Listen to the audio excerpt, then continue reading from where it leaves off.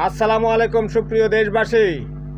স্বাধীন বাংলাদেশের মানুষকে লাল টিভির পক্ষ থেকে বিপ্লবী সালাম।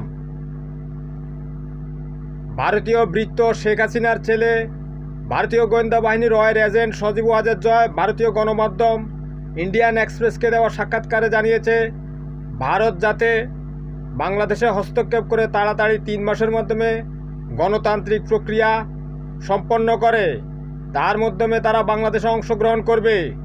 এতে বোঝা যায় এরা ভারতের গোলাম। তারা ভারতের নেতৃত্বে বাংলাদেশে কোনো একটা ষড়যন্ত্র করার চেষ্টা চালাচ্ছে। হয় তারা সীমান্তে গুলি করে মানুষ হত্যা করে ভারত বাংলাদেশ যুদ্ধ বাঁধাবে, নতুবা 1981 সালে 30শে মে জিয়াউর রহমানকে যেভাবে হত্যা করা হয়েছে সেরকমভাবে ইউনূস সরকারের উপদেষ্টাদেরকে হত্যা করে ভারত তার একটা ষড়যন্ত্রের নীল নকশা বাস্তবায়ন করবে।